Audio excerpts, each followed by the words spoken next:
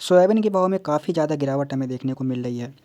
और अगर मौजूदा भाव को देखें तो मौजूदा भाव जो चल रही है वो 4000 से लेके 4500 के बीच में रेंज कर रही है, जो कि बहुत ही ज़्यादा कम है। और इससे किसानों को बहुत ज़्यादा नुकसान का सामना करना पड़ा है। यानी कि पिछले 4-5 महीनों का भाव देखें तो 4-5 महीनों से जितने भी किसान हैं, स्टॉकिस्ट हैं, सबको सोयाबीन की मार पड़ी है। और इसी वजह से अभी जो सोयाबीन का बुआई का सीज़न आने वाला है, जो कि 15 जून के आसपास शुरू हो जाएगी, उसमें हमें अच्छा खासा कमी नज़र आ रही है। यानी कि अब जो किसान हैं, जो सोयाबीन के किसान हैं, वो लोग सोयाबीन की खेती से उन लोगों को बहुत ही ज़्यादा जो आर्थिक नुकसान हुआ है, उसके कारण वो लोग बहुत ज़्यादा निराश हैं। और इस बार जो इसका रकबा होने वाला है, वो बेहद ही कम होने वाला है। यानी कि पिछले साल की मुकाबला में अगर हम लोग पिछले साल जितना सोयाबीन लगा था और इस साल जो जितने किसान इंटरेस्टेड है सोयाबीन की खेती करने को लेकर, उसमें बहुत ज़्यादा ही डिफरेंस हमें देखने को मिल रही है। बहुत सारे किसानों से हमारी बात हुई थी, उन लोगों का यही कहना है कि इतनी ज़्यादा मंदी में हम लोग अगर सोयाबीन की खेती लगातार करते हैं तो इन फ्यूचर हम लोगों को और ज़्यादा नुकसान का सामना करना पड़ सकता है। इसलिए वे लोग किसी और खेती को अपने विकल्प के तौर पर चूज़ कर रहे हैं।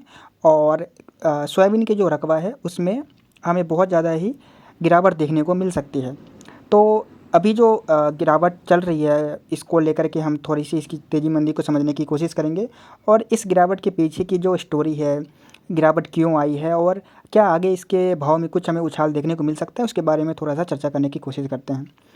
सोयाबीन का जो भाव होता है वो बेसिकली इंडिया से ज़्यादा अमेरिका, ब्राज़ील, अर्जेंटीना जैसे जो बड़े सोयाबीन उत्पादित देश हैं, उन पे डिपेंड करता है कि वहाँ का प्रोडक्शन कितना है, वहाँ से कितनी सोयाबीन की निर्यात हो रही है और डिमांड किस तरीके की बढ़ रही है।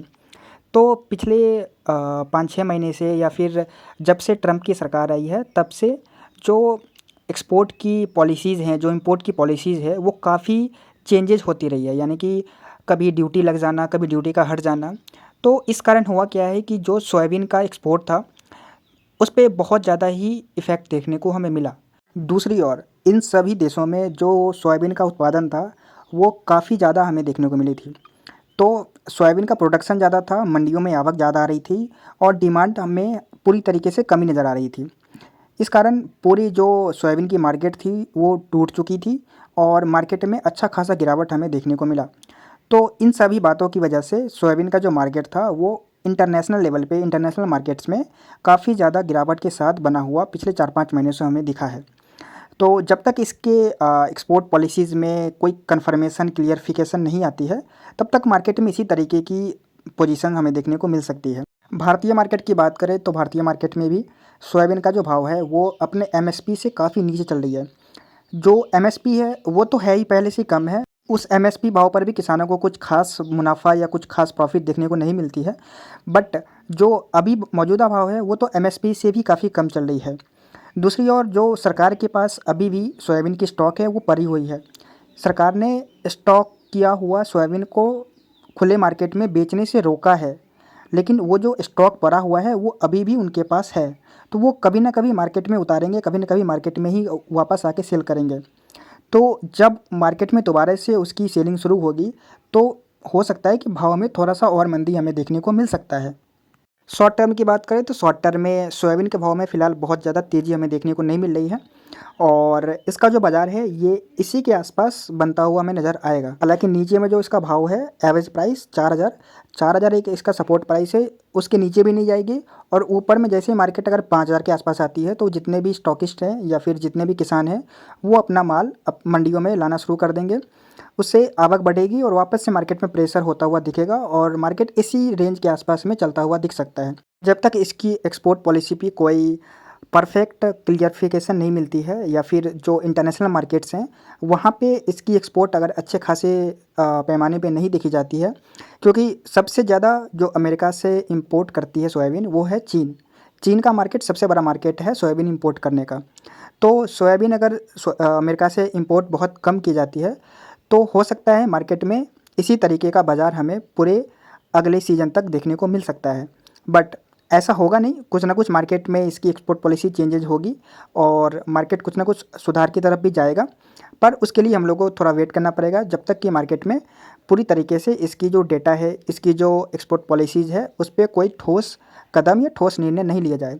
इंडियन मार्केट की बात करें तो इंडियन मार्केट में भी गवर्नमेंट को इसकी जो स्टॉकिंग है, इसकी जो एक्सपोर्ट है, उस पे ध्यान देना पड़ेगा, क्योंकि इंडिया में क्या है, इंडिया में ऑलरेडी पाम ऑयल का जो इम्पोर्ट है वो बहुत ज़्यादा ही कम किया जा रहा है। यानी कि इंडिया को आत्मनिर्भर बनाने के लिए गवर्नमेंट के द्वारा जो इंडिया का खुद का अपना तिलहन का जो भी फसल है, उस पे अच्छा खासा फोकस कर रही है। बट पाम ऑयल के इंपोर्ट पे ड्यूटी लगने या फिर पाम ऑयल का इंपोर्ट कम होने से इसके बाज़ार पे कुछ खास इफ़ेक्ट हमें देखने को नहीं मिलेगा। जब तक कि सोयाबीन हो चाहे सरसों हो, इन सभी तिलहन का जब तक एक्सपोर्ट नहीं होगा इंडिया से, या फिर एक्सपोर्ट पे ध्यान नहीं दिया जाएगा, तब तक इसकी मार्केट में हमें बहुत ज़्यादा ही वॉल्यूम्स देखने को नहीं मिलेगी। तो अगर शॉर्ट टर्म की बात करें, शॉर्ट टर्म में सोयाबीन का बाज़ार फ़िलहाल एक रेंज बाउंड रहेगा। नीचे 4000 सपोर्ट है, ऊपर अगर कभी तेज़ी आती भी है, वो न्यूज़ के इफ़ेक्ट पे आए या फिर मार्केट में या फिर मंडी में थोड़ी सी आवक कम होने की वजह से आए या फिर थोड़ी सी डिमांड बढ़ने की वजह से आए। तो फिलहाल अगर देखें, शॉर्ट टर्म में मार्केट इसी के आसपास रहेगी। लॉन्ग टर्म में मार्केट में एक तेज़ी हमें देखने को मिल सकती है, जिसके लिए हमें थोड़ा सा वेट करना पड़ेगा। उसके बारे में अगर कोई भी रिपोर्ट आती है और कब तक ये तेज़ी दिखने की उम्मीद रहेगी, उसके बारे में हम पूरी कोशिश करेंगे कि आपको बताएं। उसके लिए हमारे साथ बने रहें, और चैनल पे अगर नए हैं तो सब्सक्राइब करना ना भूलें।